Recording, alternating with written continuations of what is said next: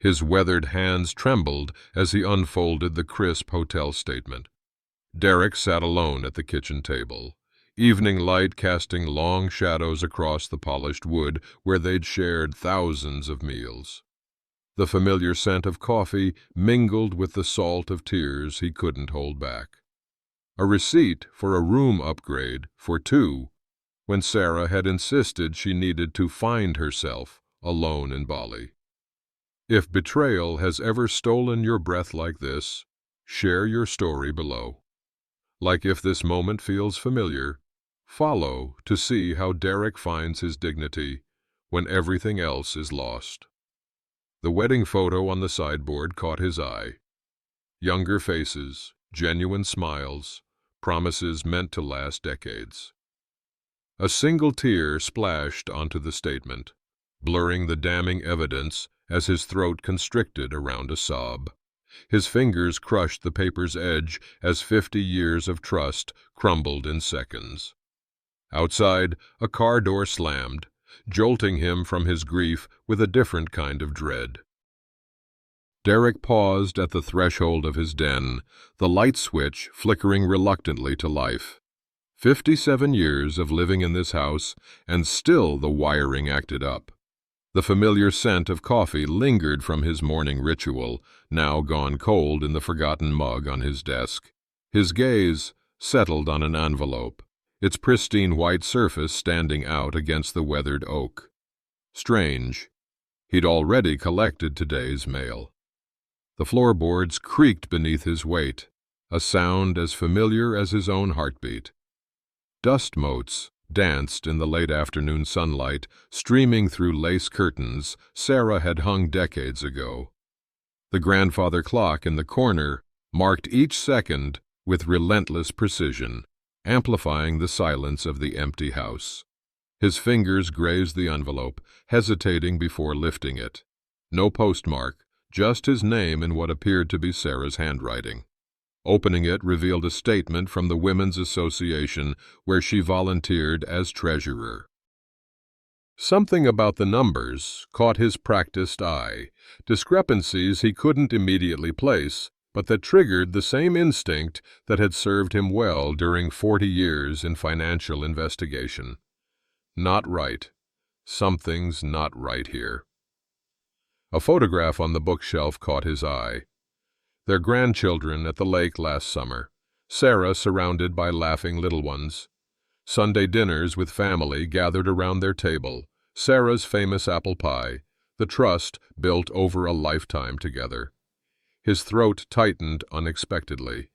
The first sob caught him by surprise, rising from somewhere deep inside his chest. His knees weakened, forcing him to lower himself into his reading chair.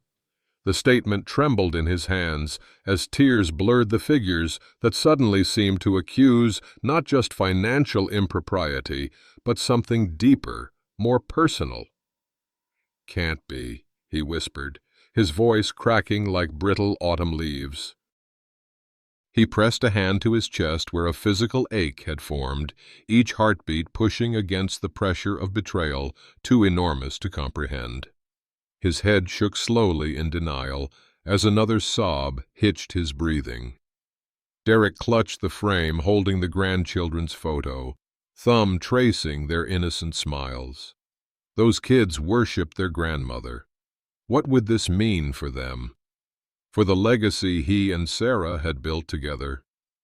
A tear splashed onto the statement, smudging one of the numbers. Derek blinked, focusing through the grief. The smudge revealed something, an alteration in the document, visible only because his tear had diluted the ink. His investigator's mind clicked into gear despite the emotional storm. Someone had changed the figures, and from the placement on the page, it wasn't just a simple correction. He wiped his eyes with the handkerchief Sarah always teased him about carrying. "Such an old-fashioned man," she'd say with affection. The moisture revealed more discrepancies, suspicious patterns his trained eye couldn't ignore. The betrayal taking shape wasn't just about their marriage, was it? A soft knock at the front door startled him from his thoughts. Derek glanced up, suddenly aware of how vulnerable he must look, friend or foe waiting outside. Either way, he wasn't ready to be seen like this, tear-stained and shaken to his core.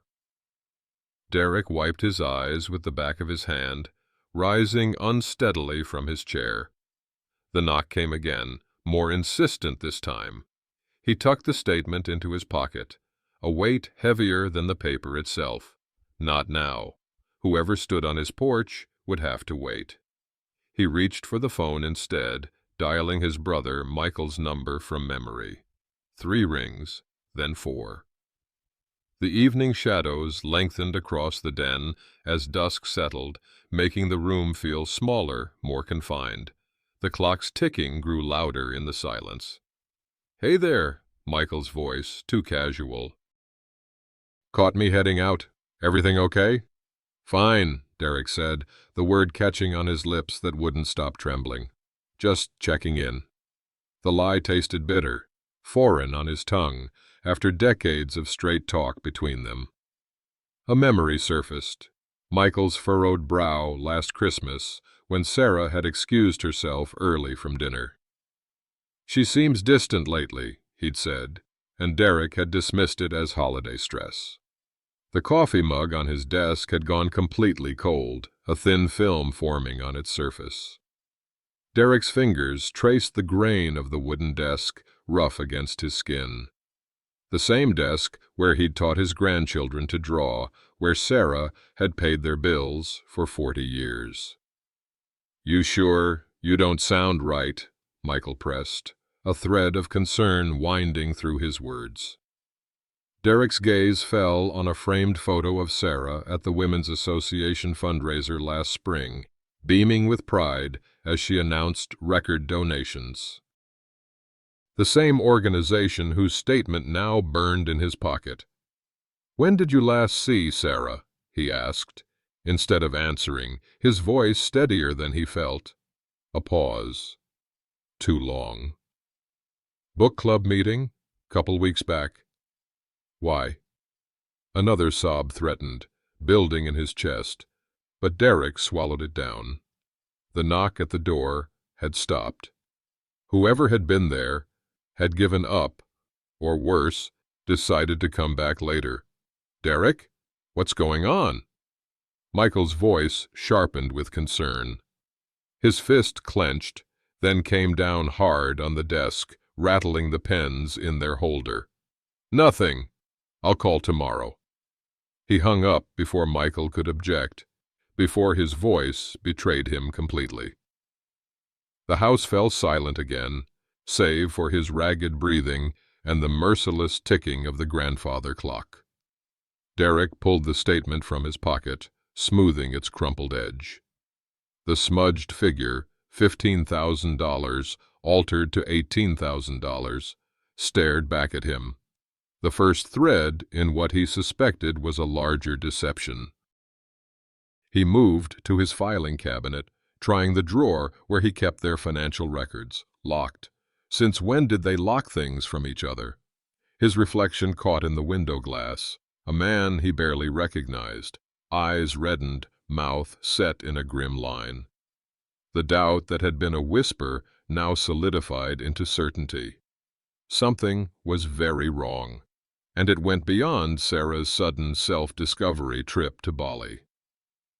Whatever secrets lay behind that locked drawer, Derek knew, with the instinct honed by decades of financial investigation, that they would shatter the life he thought they'd built together. Evening had fully settled by the time Derek stepped into the backyard, seeking refuge in the cool air. The garden bench, weathered teak they'd purchased for their 30th anniversary, waited beneath the old maple tree. Its wooden slats creaked in familiar protest as he lowered himself onto its surface, the statement still clutched in his hand.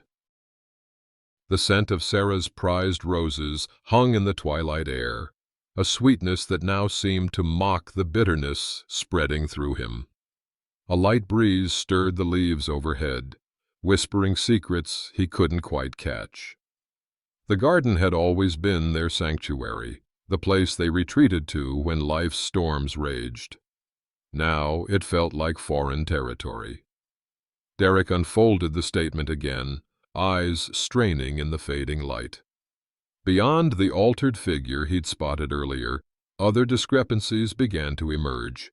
Smaller amounts moved between accounts, dates that didn't align with the association's regular meeting schedule. His investigator's mind clicked into gear, despite the hollow ache in his chest. "How could you?" The words escaped in a choked whisper that scattered a nearby robin into flight. The last time he'd felt this betrayed was when his business partner had embezzled client funds 20 years ago. But this cut deeper into the bone of his existence. A memory surfaced. Sarah, 3 months ago, casually mentioning how she'd taken over all the online banking to save him the trouble. Her insistence that he needn't worry about their joint accounts anymore. The way she'd changed the passwords for security reasons. The sob that tore from his throat startled even himself. A raw, wounded sound that seemed to come from someone else entirely. He doubled over, the paper crinkling in his grip as tears fell onto the garden path below. A distant chill that had nothing to do with the evening air settled into his bones. The grandchildren's college funds, their retirement accounts. What else had she accessed? What else had she taken? And for what? The woman who'd shared his bed for 43 years was suddenly a stranger with secrets he couldn't fathom. Derek straightened slowly, wiping his face with a handkerchief.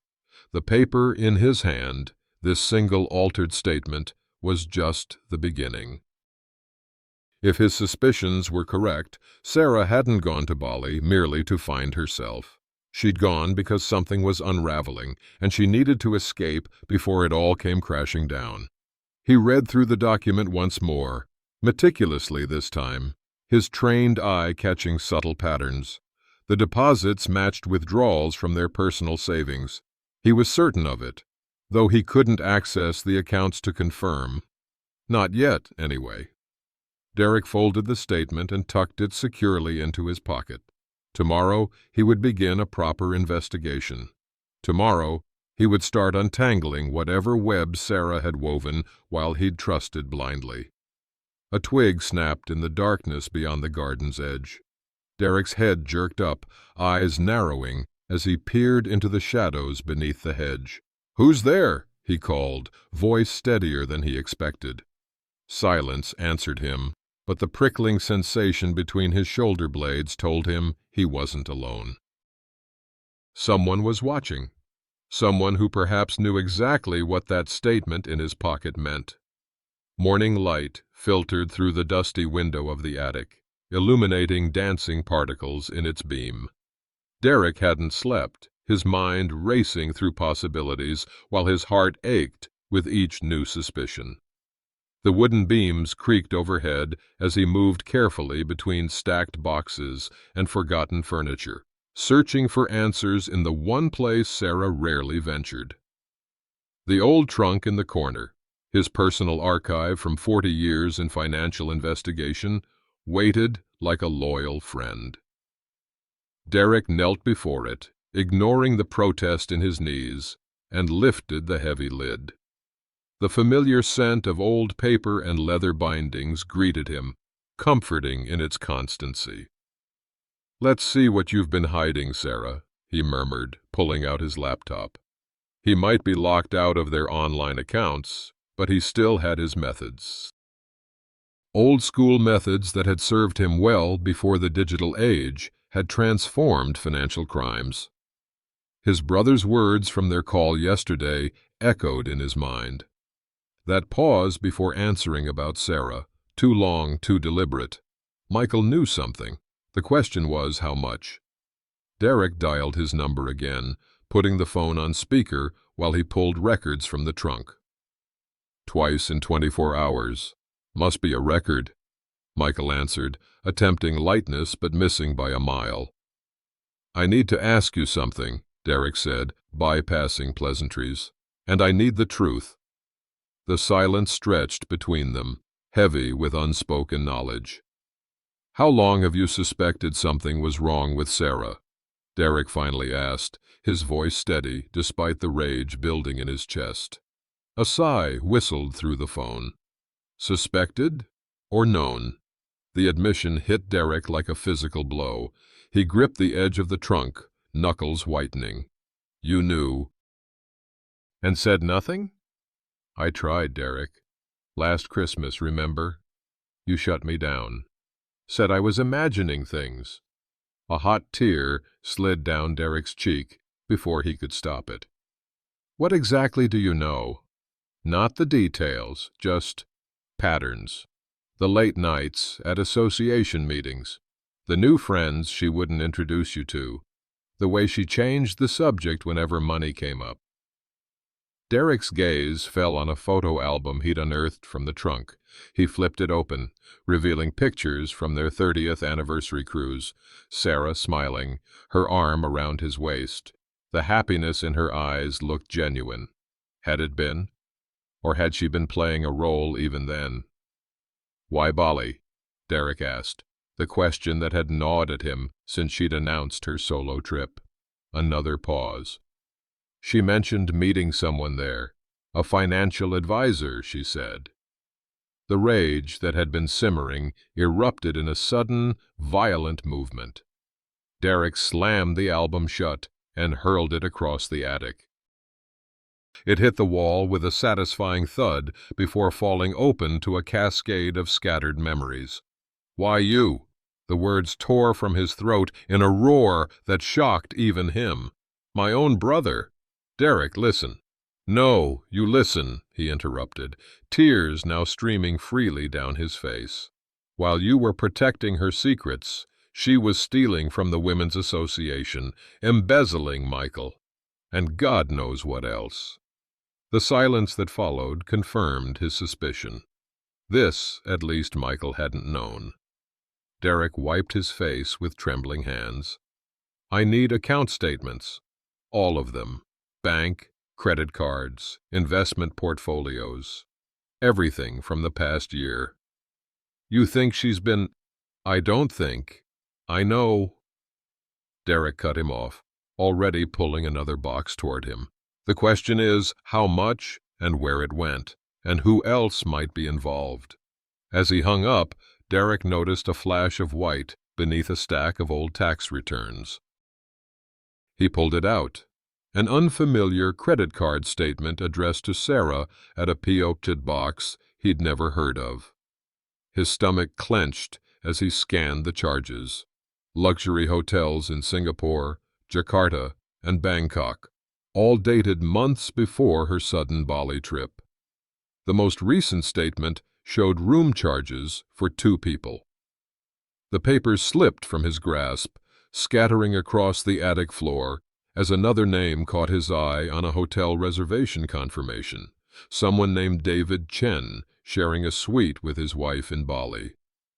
Derek sat back on his heels, a cold numbness spreading through him that had nothing to do with the attic's chill. The betrayal wasn't just financial. It wasn't just about money. She'd been planning this for months, with someone else. The flickering bulb overhead seemed to dim as the full weight of discovery pressed down on him. In the shadows of the attic, surrounded by the debris of their shared history, Derek allowed himself one final, heaving sob before the investigator in him took control.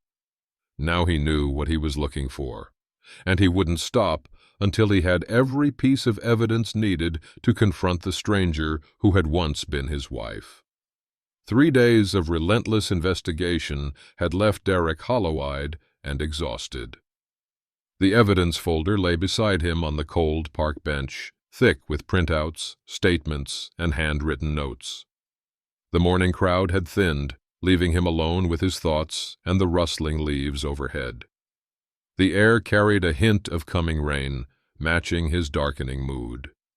Derek had chosen this public park, neutral ground, far from the memories that haunted every corner of his home. The concrete path before him still bore chalk drawings from children long gone home, fading outlines that reminded him of his own diminishing certainty. Everything he'd discovered pointed to a devastating conclusion. Sarah had methodically emptied their accounts over the past 8 months, transferring funds through a complex web of transactions. The Women's Association was just the beginning.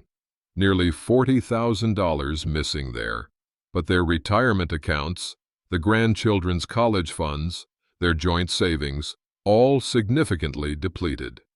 And then there was David Chen. The hotel receipts, the dinner reservations for 2, the jewelry purchases in foreign currencies.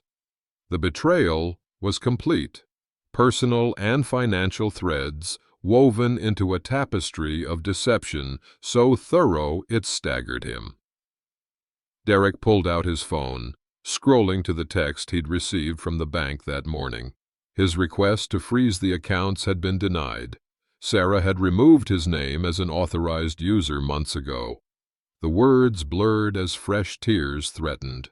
A jogger passed, casting a curious glance his way. Derek nodded automatically, the social mask slipping into place with practiced ease. The folder slid from his lap, papers scattering across the damp ground. "Damn it," he muttered, dropping to his knees to gather them before the strengthening breeze could carry them away. His fingers fumbled, suddenly clumsy with fatigue and emotion.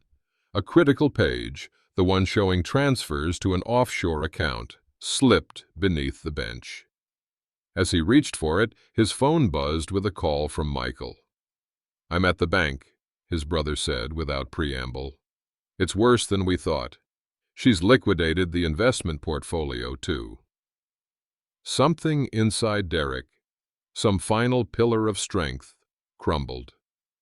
The hollow ache in his chest expanded until breathing became painful. "All of it?" he managed, his voice barely audible. "Nearly. And Derek, she's changed her beneficiary designations on everything." The paper in his hand shook violently as the full implications crashed over him. Not just theft and infidelity, but a complete erasure of their life together, as if 43 years meant nothing, as if he meant nothing. "I've lost it all," Derek whispered, not sure if he was speaking to Michael or to himself. The first heavy raindrop landed on the paper, blurring the damning figures. "Everything we built." The sobs came without warning, violent, heaving cries that bent him double on the park bench. The folder slipped completely from his grasp, papers swirling away in the sudden gust of wind and rain. Derek made no move to retrieve them, his body surrendering to the storm both outside and within. Has betrayal ever left you broken like this? Share your story below, like if you've felt this pain. Follow to see if Derek finds the strength to rebuild when everything is lost. A passerby slowed, concern etched on her weathered face. "Sir, are you all right?" Derek couldn't answer, couldn't find words to explain the devastation of discovering your life partner had methodically dismantled your shared existence. The woman hesitated, then continued on her way, leaving him alone with his grief. Michael's voice still called from the phone, now lying forgotten on the bench. Derek couldn't bring himself to pick it up, to continue the conversation, to face one more revelation. What more could there possibly be to lose? The rain fell harder now, soaking through his jacket, plastering his silver hair to his forehead. He made no move to seek shelter, welcoming the cold that matched the emptiness spreading inside him. Some of the papers, evidence of Sarah's betrayal, dissolved in the downpour, ink running in blurry streams across white surfaces, like his memories of her, like his trust, like his future. A text message alert cut through his despair. Unknown number, foreign area code. With trembling fingers, Derek opened it to find a photo. Sarah on a beach, smiling, her arm around a younger man. The timestamp, yesterday. The location tag, Seminyak, Bali. The phone slipped from his grasp, clattering to the wet pavement, as Derek collapsed further into himself, overcome by a wave of despair so profound it felt like drowning. The office looked exactly as he'd left it 5 years ago. Worn leather chair, walnut desk with its familiar scratch along the right edge, walls lined with financial textbooks and framed credentials. Martin Walsh, Derek's former partner, leaned back and studied him with concern etched in the deep lines of his face. "You look like hell, old friend." Derek managed a grim smile, running a hand through his still damp hair. After his breakdown in the park, he'd pulled himself together just enough to make this appointment, a decision born of desperation and a flicker of professional pride that refused to be extinguished. "Feel worse," he admitted, the scent of paper and ink bringing back decades of casework. The office window overlooked the financial district where he'd spent his career uncovering other people's frauds. The irony wasn't lost on him. Martin pushed a steaming cup of coffee across the desk. "So, walk me through it again, systematically this time." Derek took a deep breath, forcing his personal anguish aside.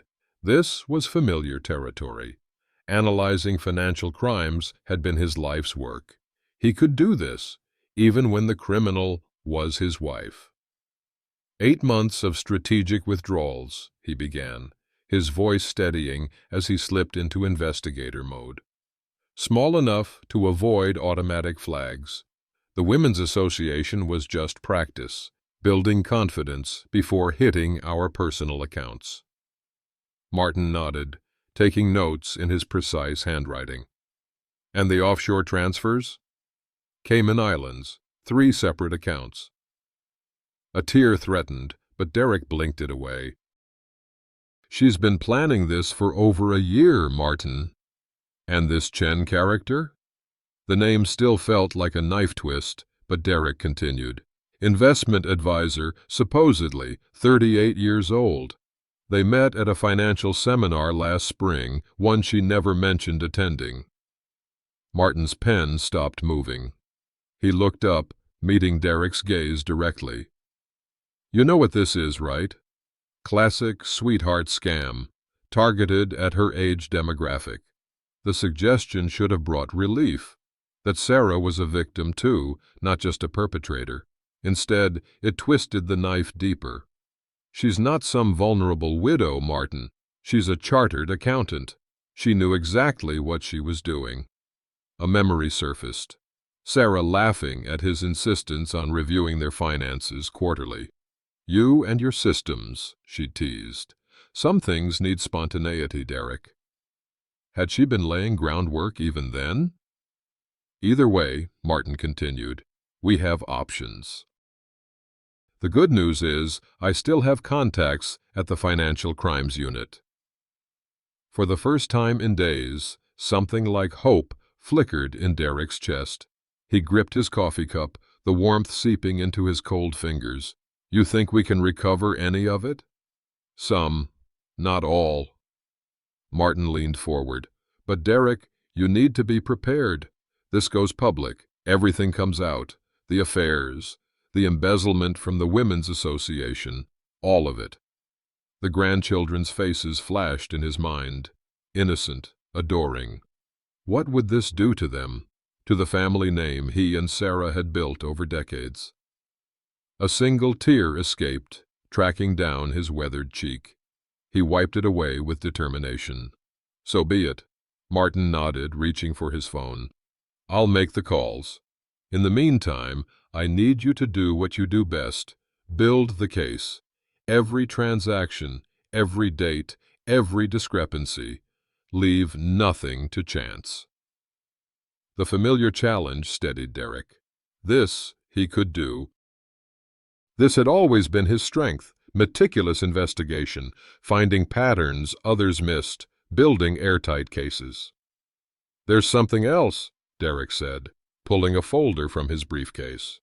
"The Women's Association treasurer contacted me yesterday. Apparently, she's been keeping her own records, separate from the official ones Sarah maintained." Martin raised an eyebrow, taking the folder. Smart woman. She had suspicions for months, but no proof. Until now. Derek felt a surge of validation as Martin scanned the documents, whistling softly. "This is good, Derek. Really good." For the first time since finding that first altered statement, Derek felt the fog of despair lifting slightly. The path forward was difficult but clear. He wouldn't face Sarah directly, wouldn't give her the satisfaction of seeing his pain. He would let the evidence speak for itself through proper channels. "I want it all documented," he said, his voice firm with newfound resolve. "Everything she took, everyone she deceived, and then I want to be gone before she returns." Martin looked up sharply. "Gone? Where?" A memory surfaced. His semester abroad in Barcelona decades ago, before meeting Sarah, before responsibilities anchored him to one place. The freedom he'd felt, the possibilities that had stretched before him. "Spain," Derek said, surprising himself with the certainty in his voice. "I still have contacts there, and nothing left to keep me here." He picked up a pen from Martin's desk, its weight familiar and reassuring in his hand.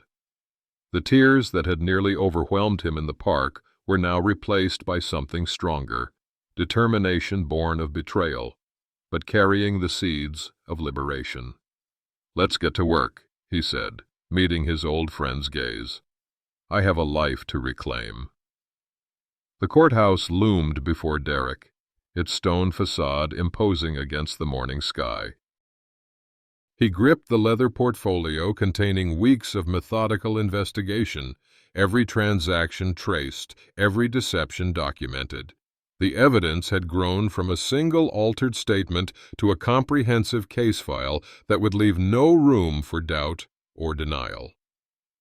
"You ready for this?" Martin asked, adjusting his tie as they approached the wide steps. Derek nodded, feeling oddly calm. The emotional storm that had nearly destroyed him in the park had given way to something more powerful, a quiet determination that straightened his spine and steadied his hands. The portfolio represented more than just evidence. It was his reclamation of dignity. Have you ever had to make the hardest choice of your life? Comment your story below. Like if you believe in justice over vengeance, follow to see if Derek's courage is rewarded in the end. "Financial Crimes is sending Detective Alvarez," Martin said as they climbed the steps. "She's good, thorough. Won't let anything slip through the cracks." The marble lobby echoed with footsteps and hushed conversations. Derek's reflection caught in the polished surfaces, silver-haired, lines etched deeper by recent events, but standing tall. He barely recognized himself, this man who had emerged from the ruins of betrayal. A memory surfaced, his father's voice from decades ago. "A man's true character isn't revealed when things go right, son. It's what he does when everything falls apart." Derek had been 16 then, too young to understand the weight of those words. Now, at 65, they resonated in his bones. Detective Alvarez met them in a small conference room, her no-nonsense demeanor immediately putting Derek at ease. She was perhaps 50, with intelligent eyes that missed nothing and a handshake that conveyed competence. "Mr. Walsh briefed me," she said, gesturing for them to sit. "But I'd like to hear it from you, Mr. Miller." Derek's throat tightened momentarily as he placed the portfolio on the table. "My wife, Sarah Miller, has systematically embezzled funds from the Women's Association, where she served as treasurer, as well as depleting our joint accounts and investment portfolios." His voice caught slightly, but he pushed through. "The total amount exceeds $300,000. transferred through various channels to offshore accounts. Additionally, there's evidence of identity theft and fraud related to credit applications and beneficiary designations. Alvarez's eyebrows rose slightly as she opened the portfolio, scanning the meticulously organized evidence. "And you've compiled all this yourself?" "Financial investigation was my profession for 40 years, Derek replied, a hint of pride cutting through the pain. "These methods were once my daily work." A tear threatened, surprising him with its sudden appearance. Not for Sarah or the lost money, but for the bittersweet validation that his skills, the very expertise she had dismissed as boring and unnecessary, had ultimately revealed her deception. Alvarez nodded, impressed. "This is exceptional work, Mr. Miller, more thorough than what we typically receive." "There's something else," Derek said, hesitating before continuing. "My wife is currently in Bali with a man named David Chen. I believe he may be involved in similar schemes targeting other women." The detective's expression sharpened. "International dimension complicates things, but doesn't make it impossible." She pulled out a recorder. "Let's make this official." For the next hour, Derek provided his statement. Dates, amounts, methods, every detail recalled with precision, born of both professional training and personal betrayal. Each word distanced him further from the devastation he'd felt in the park, replacing it with the clarity of purpose. "And you understand once we proceed, there's no turning back?" Alvarez asked as they concluded. "Criminal charges will be filed. This becomes public record." Derek nodded, his decision made long before entering the courthouse. "I understand. What about your wife's return date?" 3 days from now, Derek replied, his voice steady despite the slight tremor in his hands. "I won't be here." Alvarez looked up sharply. "You're leaving?" Martin interjected. "Derek has made arrangements to relocate temporarily. All contact information has been provided." The detective studied Derek for a moment. "Unusual, but not problematic from our perspective, as long as you're available for testimony if needed." As they finished, Alvarez gathered the evidence into an official case file. The simple act of transferring the portfolio, watching his personal tragedy transform into case number FC 2025-0734, brought unexpected relief. "We'll move quickly," she assured him, standing to shake his hand. "Thank you for your cooperation, Mr. Miller." In the courthouse hallway, sunlight streamed through tall windows, casting long shadows across the marble floor. Derek paused, overwhelmed by the finality of what he'd just done. "You okay?" Martin asked quietly. "I will be," Derek replied, surprising himself with the truth in those words. Outside, the city continued its rhythm, oblivious to the life-altering decision he'd just made. His phone vibrated with a message from Michael. Flight confirmed. Barcelona, Saturday morning. Derek looked up at the sky, feeling the weight of the portfolio, now empty, in his hands. The evidence was gone, submitted to proper authorities who would ensure justice, not vengeance, but justice. For the first time in weeks, he took a deep breath that didn't catch on grief. The air tasted different somehow, like possibility, like freedom. 3 days from now, Sarah would return to empty accounts, criminal charges, and a house without him. She would find only a single letter explaining that just as she had erased him from her life in Bali, he had chosen to erase himself from hers. His steps lightened as he descended the courthouse stairs. The next chapter was waiting to be written, in Barcelona, in Spanish, in a language of renewal that belonged solely to him. The Barcelona airport buzzed with activity as Derek collected his single suitcase from the carousel. Sunlight streamed through massive windows, casting warm patterns across the terminal floor. He checked his watch.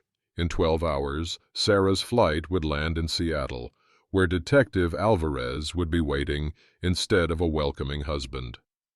His phone vibrated with a text from Martin. Everything proceeding as planned. Safe travels. Derek allowed himself a small smile, the first that had felt genuine in weeks. The 7-hour flight had given him time to reflect on the swift, decisive actions of the past 3 days. The evidence handed over, accounts documented, belongings packed and shipped, house keys left with Michael. His old life methodically dismantled, much as Sarah had dismantled their finances. The difference was he had left nothing to chance. Outside the terminal, Mediterranean air washed over him, warm, fragrant with unfamiliar spices and possibilities. The taxi driver nodded at the address Derek showed him, written in careful Spanish, practiced during sleepless nights. Barrio Gótico, the driver confirmed. Hermoso lugar. Beautiful place. As they wove through Barcelona's vibrant streets, Derek's phone chimed again. This time, an email notification from Detective Alvarez. Warrant executed. Association records secured. He exhaled slowly, picturing the scene at the Women's Association office. Police gathering financial documents, questioning board members, the treasurer finally vindicated in her suspicions. The carefully constructed facade of Sarah's life crumbling in her absence. As the taxi turned onto a narrow cobblestone street, buildings with ornate balconies rising on either side. This part of the city had stood for centuries, weathering wars and regimes while retaining its essential character. There was something comforting in that permanence, a reminder that life continued despite personal catastrophes.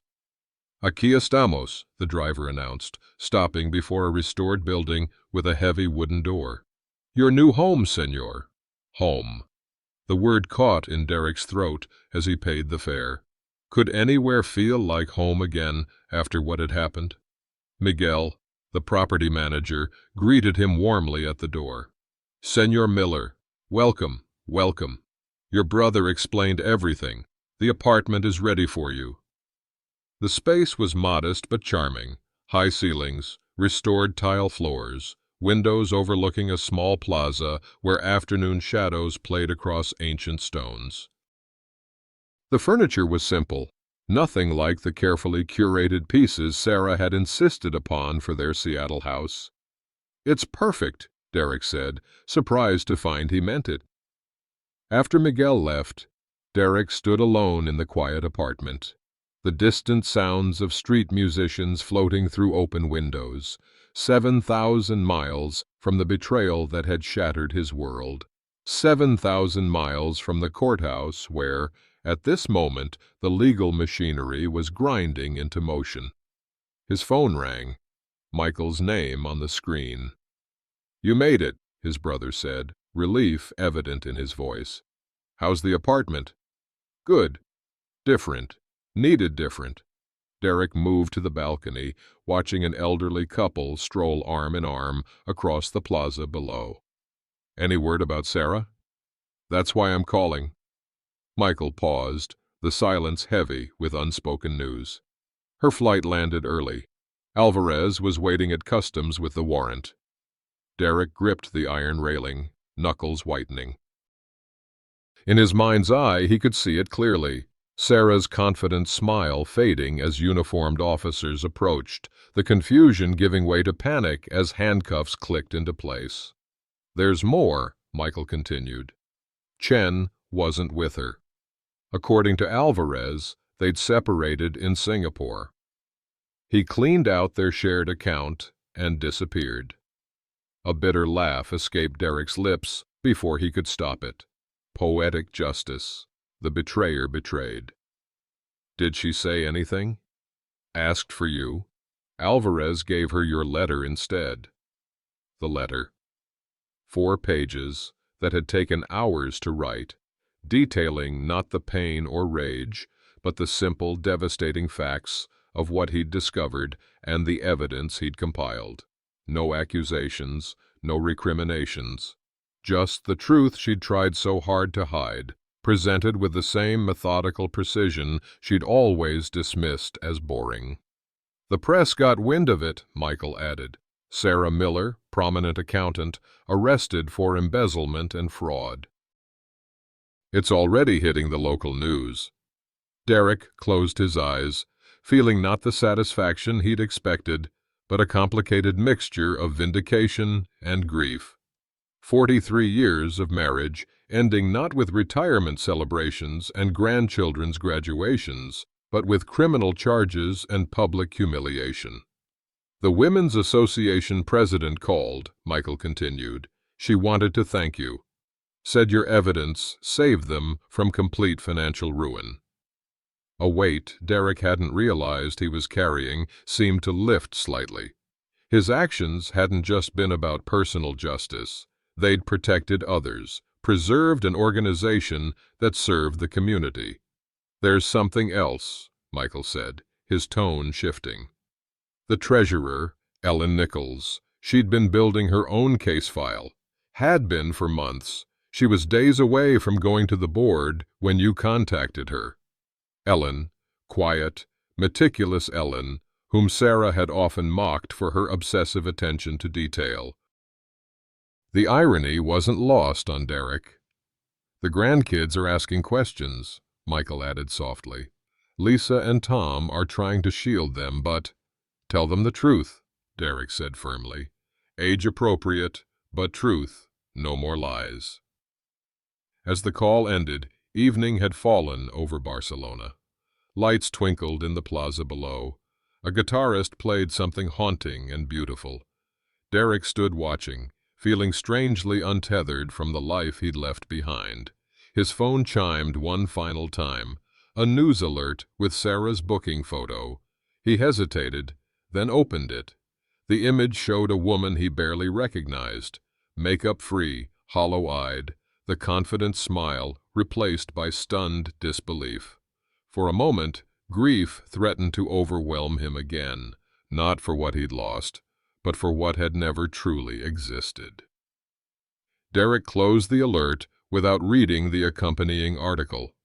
Whatever happened next, the trial, the sentencing, the inevitable media coverage, would unfold without his presence.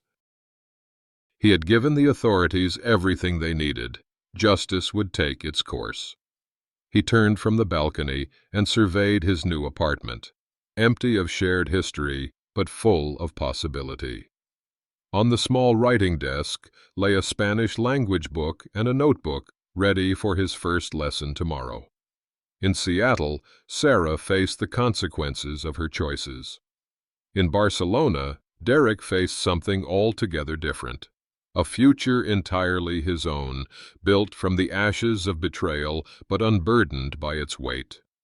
For the first time since finding that altered statement, he felt not just the absence of pain, but the presence of something new. Freedom. Chapter 9. The Renewal. 6 months had transformed Derek's small Barcelona apartment into a home. Books in Spanish lined the shelves, local art brightened walls that had once been bare, and the balcony now hosted terracotta pots of herbs that perfumed the evening air. As he settled into his favorite chair, a worn leather piece, nothing like the pristine furniture Sarah had insisted upon, the golden Spanish sunset cast long shadows across his new life. The laptop on the small writing desk displayed an email from Martin, the latest update in what had become a monthly ritual. Derek sipped his coffee, savoring both the rich local blend and the distance, emotional and geographical, from the events unfolding across the ocean. Trial date set for January, Martin had written. Prosecution has an airtight case thanks to your documentation. Sarah's attorney is pushing for a plea deal, but the DA isn't budging given the amounts involved and the betrayal of the Women's Association. Chen remains in the wind, last spotted in Jakarta. Interpol has been notified. Derek scrolled further, past the legal details to the personal note at the end. The grandkids asked about you again. When you're ready, they'd love a video call. A familiar ache bloomed in his chest, not the shattering pain of 6 months ago, but something softer, more bittersweet. He missed them desperately. Mia's gap-toothed smile, Tyler's serious questions, little Emma's spontaneous hugs. They were innocent casualties in a war they hadn't even known was being waged. From the kitchen shelf, their framed photo watched over his quiet evenings. Unlike the other remnants of his past life, this one he had carried with him, a reminder that some bonds remained unbroken despite everything that had crumbled. The doorbell chimed, interrupting his reverie. Derek marked the time, exactly 7 o'clock. Isabel was nothing if not punctual. "Buenas noches, Professor." She greeted him with the customary kiss on each cheek, her silver-streaked dark hair caught in a simple clip. At 62, the retired literature professor had become his language tutor, cultural guide, and increasingly friend. "Your Spanish has improved tremendously," she noted, settling at the small dining table where he had laid out simple tapas.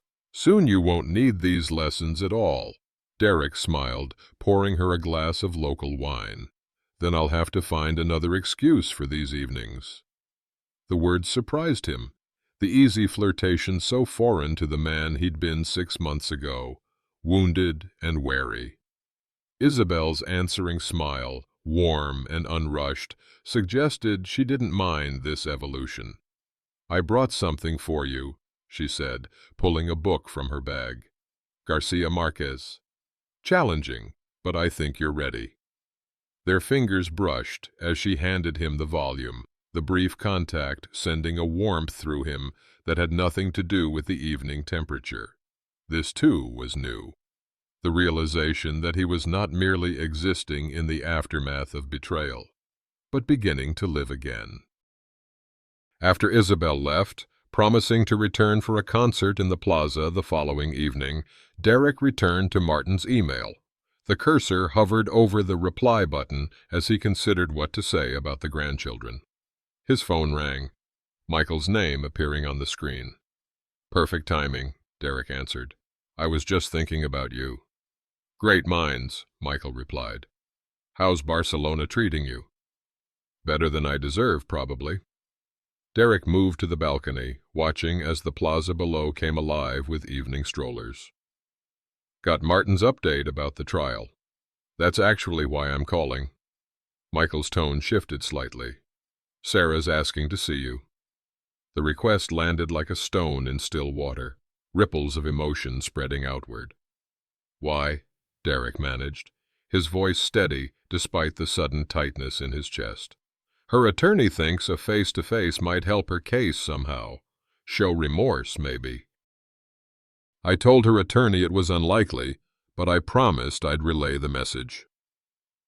Derek watched an elderly couple cross the plaza below, walking arm in arm with the comfortable synchronicity of decades together.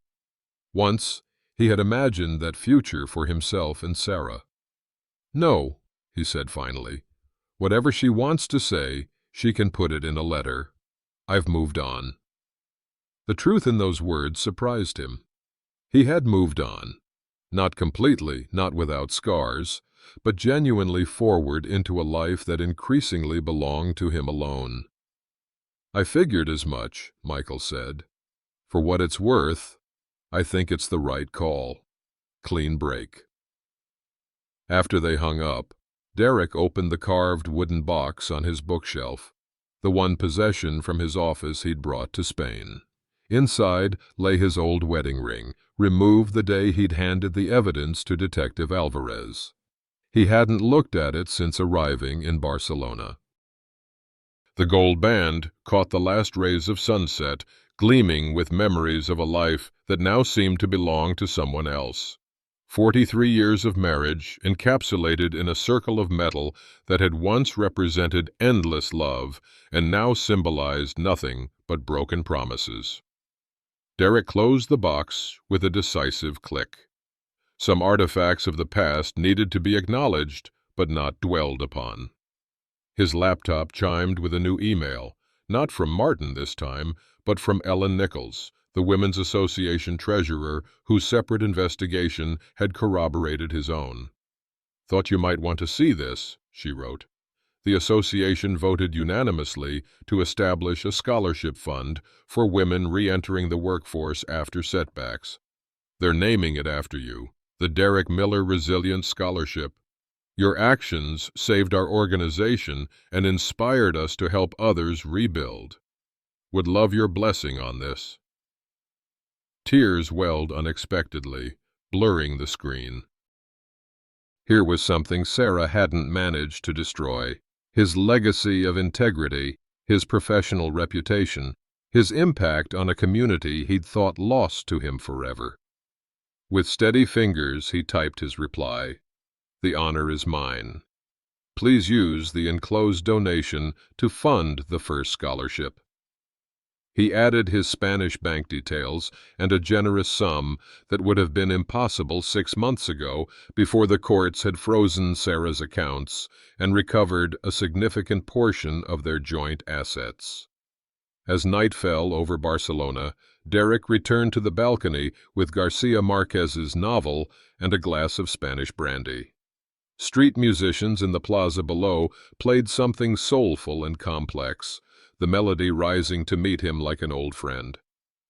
He thought about the video call with his grandchildren that he would finally arrange tomorrow, about Isabel and their concert plans, about the Spanish cooking class he'd enrolled in for the following week, about the man he was becoming, not despite the betrayal, but in some ways because of it.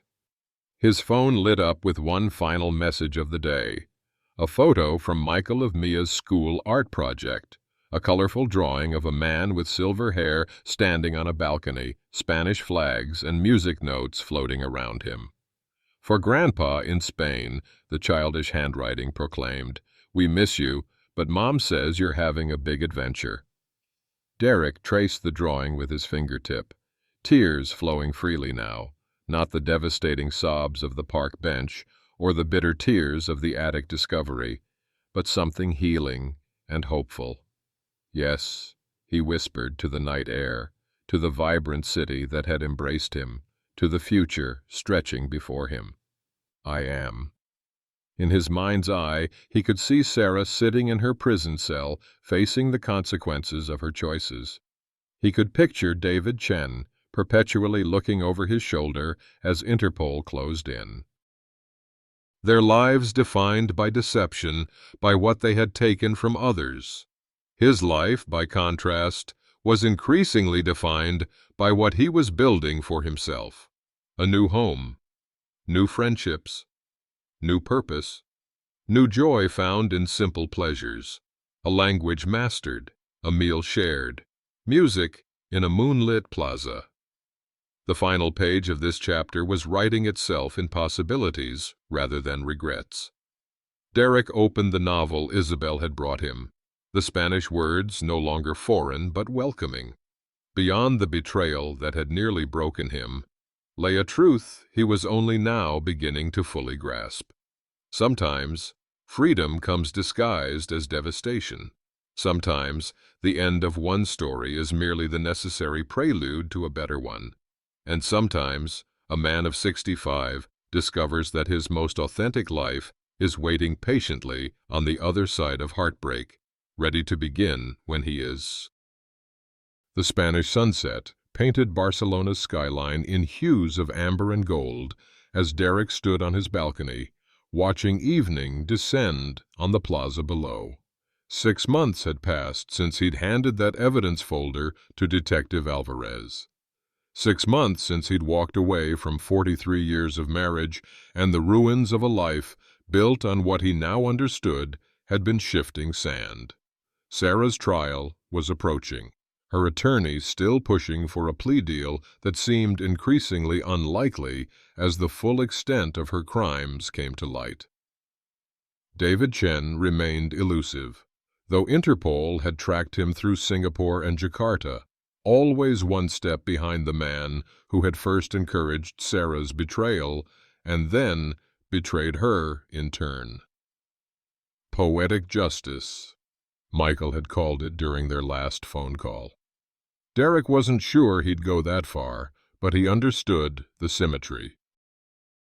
The evening breeze carried the scent of garlic and olive oil from the restaurant below, mingling with the fragrance of the potted herbs he'd planted when Isabel suggested he needed something to nurture. The retired literature professor had become more than a language tutor in recent months. Her wisdom and warmth, a surprising gift. In this chapter he'd never anticipated writing. Derek's fingers traced the spine of the Garcia Marquez novel she'd given him, his improved Spanish making the complex prose accessible in ways he couldn't have imagined half a year ago. Learning a new language at 65 had seemed daunting at first, but now felt emblematic of everything else he was discovering. It's never too late to begin again. From inside the apartment, his laptop chimed with an incoming video call. Derek smiled, knowing it would be Mia and Tyler, eager to show him their school projects and pepper him with questions about Spain. These weekly calls had become a lifeline, a reminder that while Sarah had betrayed him, the bonds with his grandchildren remained unbreakable. Last week, Mia had asked the question he'd been dreading. "Grandpa, are you and Grandma ever getting back together?" He'd found himself answering with unexpected clarity. "No, sweetheart. Sometimes when trust is broken, the kindest thing people can do is wish each other well from a distance." The wisdom had surprised him, not because it wasn't true, but because he genuinely meant it. The rage that had fueled those early days of investigation had mellowed into something more nuanced, an acknowledgement that Sarah's choices, while devastating, had ultimately freed him to discover parts of himself long dormant. On his writing desk lay the brochure for a Mediterranean cruise he'd booked for the following month, a solo journey to Greece and Turkey, countries he'd always wanted to explore. Beside it sat an invitation to join Barcelona's expatriate community book club, and a business card from a local accounting firm that had approached him about consulting work. Life was offering possibilities again, doors opening where he'd once seen only walls. Derek took a final glance at the setting sun before turning to answer his grandchildren's call. The man who had arrived in Barcelona 6 months ago, hollow-eyed and grief-stricken, would hardly recognize the person he was becoming, someone who had learned that resilience isn't about pretending the wound never happened, but about carrying it forward with grace, allowing it to inform but not define the journey ahead. The painful ending of his marriage had proven to be more than just an ending. It was, quite unexpectedly, a beginning as well, a doorway to authenticity he might never have found otherwise. As he settled before the screen to greet Mia's gap-toothed smile and Tyler's serious eyes, Derek felt something that had been absent in those dark days of discovery and despair: gratitude. Not for the betrayal itself, but for the strength he'd found in its aftermath, and for the realization that had become his guiding truth.